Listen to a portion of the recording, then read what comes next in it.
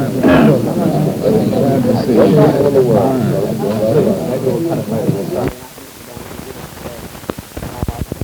war protests that we are making at this time, as I said, grow out of a deep feeling that we are on the wrong track, that we are moving down the wrong road, that our nation is involved in a kind of arrogance of power, to use Senator Fulbright's phrase, that all people of goodwill must take a stand against. And I think in the following, I think the war is undermining the civil rights movement, if anything. I think the war is diverting attention from civil rights. I think it is causing many individuals through anxiety, deep hostilities, and hatred to take a stand against many of the things that we are seeking to do in the civil rights movement. And I think some of these things are here because of this war. The other thing is that at this point, I would not advocate mass civil disobedience.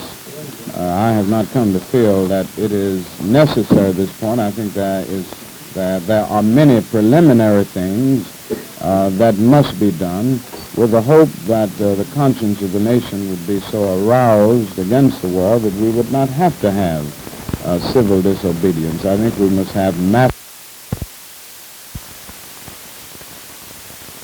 The church in Brooklyn, we have also our National Executive Committee, and with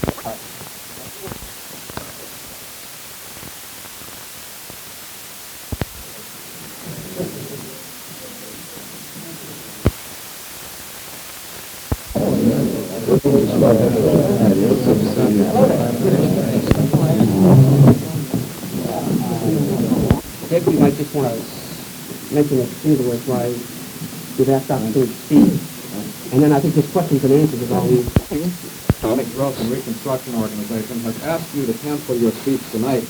And Dr. Thomas Matthews says that in taking your position in the Vietnam War, you are giving bigots the opportunity to succeed in labeling all Negroes un-American and unpatriotic, and therefore are undermining the majority of white America's willingness to help in our fight for freedom. What comment would you have on that telegram? Well, I would only say that my standing up against the war in Vietnam is far from un-American, but the height of commitment to the great principles of our nation and our democracy. I don't protest this war in anything like a Hate America campaign, but I do it out of a deep love for America and a deep desire to see our nation reach new plateaus of compassion and fulfillment. And I think any bigot who sees this as unpatriotic fails to recognize the fact that the height of patriotism at some times is the moment when you dissent from what tells you on the basis of conscience is bad and misguided policy on the part of the nation. Now, I don't disagree with their right to picket if they have any desire to picket a meeting. I do what I have to do on the basis of conscience, and I would say they have the perfect right to do what they feel the need to do. Well, do you agree that... Oh, not at all. I don't think anybody can label Negroes un-American. I think we have demonstrated through many struggles and through many commitments that we have evinced all along, our commitment to America. This will be much more helpful to the nation than the forces of reaction, or I should say the reactionary forces that may take a stand against the stand that we take against the war. Well, then you don't feel your position as a civil rights leader, mixing this in with a stand against the Vietnam War, is undermining the civil rights movement in any way? No, not as said repeatedly in the last few weeks.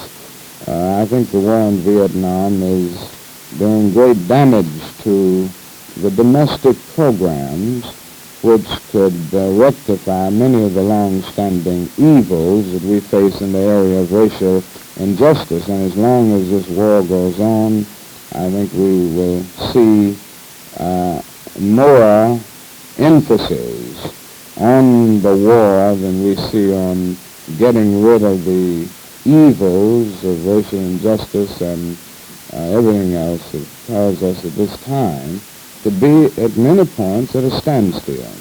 Dr. Yes, sir. Simply say that I am absolutely convinced that these charges are totally erroneous, and I think it is a tragic period in our nation when a committee of Congress can brand everything as communist-inspired that takes a stand against the war in Vietnam. The people who will be at the march on the 15th will be people who are deeply concerned about the war in Vietnam, the tolls that it's taking, the destruction that it is bringing about, and the damage that it is doing to the image of our nation. After all, this war has alienated the United States from most of the world, and it has socially, morally, and politically isolated the United States, even from its long-standing allies.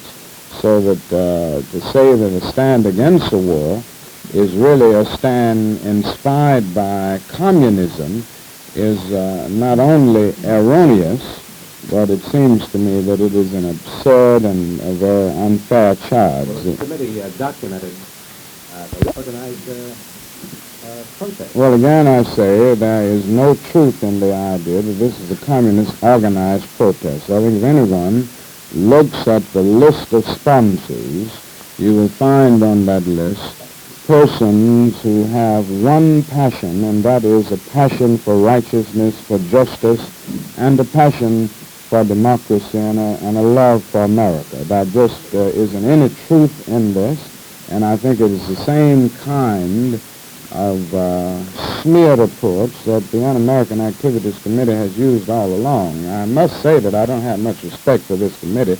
I think it's one of the most un-American committees in America.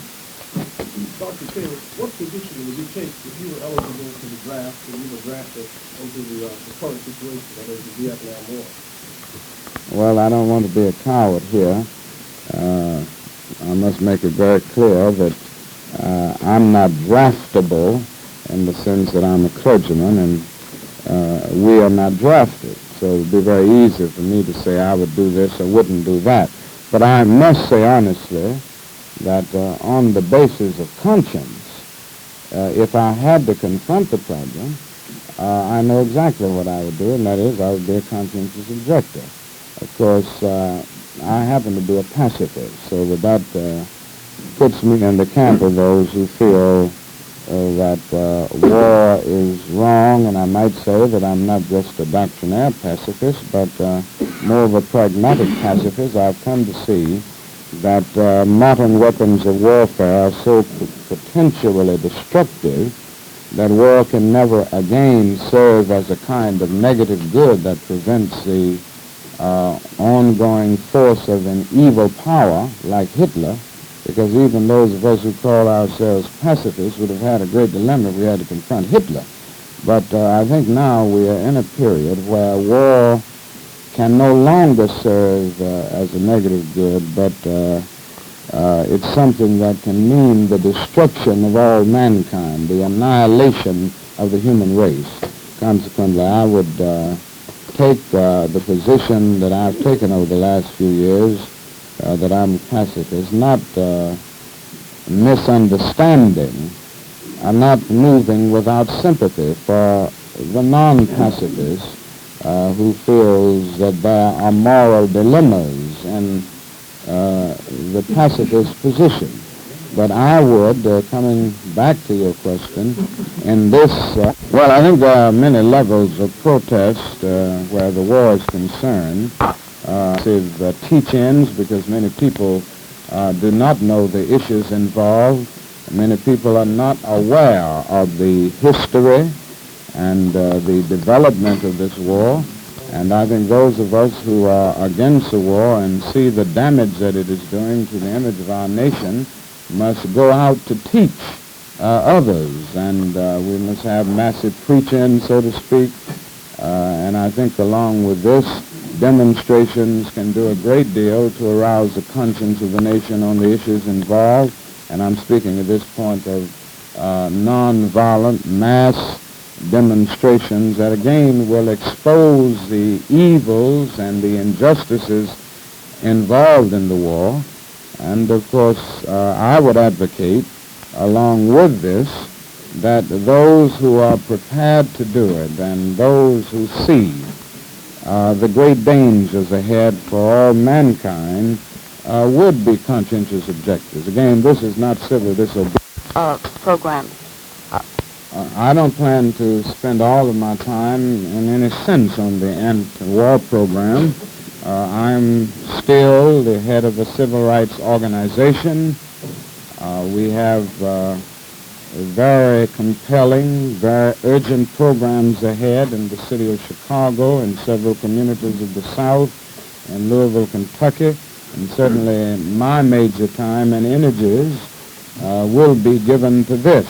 But I do plan to escalate my concern and my participation in the anti-war movement.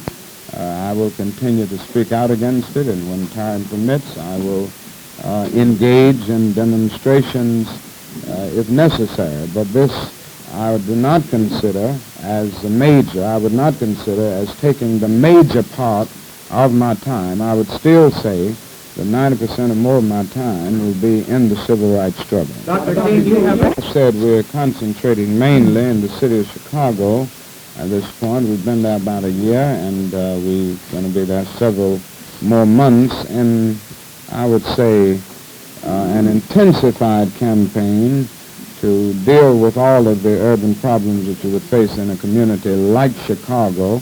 Now, this does not mean that we ignore the problems of New York and other communities. We will have persons on our staff to go to about 8 or 10 other cities to survey the situation, to meet with leaders, and to make recommendations to the organization concerning the next city where we should concentrate our efforts. And New York will be one of the cities where the forerunners will appear. What is your opinion of New York City civil rights situation? Yes, I'm sorry. Well, I waited until now because I had great hopes that our nation would de-escalate its activities in Vietnam and de-escalate the war. And my growing concern and my determination to take a greater stand at this time grows out of the fact that I do not see any real move afoot to end this war. I think some glowing rhetoric comes into being every now and then, giving the impression that there is a real desire for peace. But I think our actions in this situation are indicative of the fact that we are still guided by the feeling that there can be a military victory and a military solution to the problem in Vietnam rather than a negotiated settlement. Secondly, I came to see, after working in civil rights activities over the last year, and after thinking through this problem in deep moments of reflection and meditation, that the war in Vietnam is doing tremendous damage to the civil rights movement. And as a civil rights leader,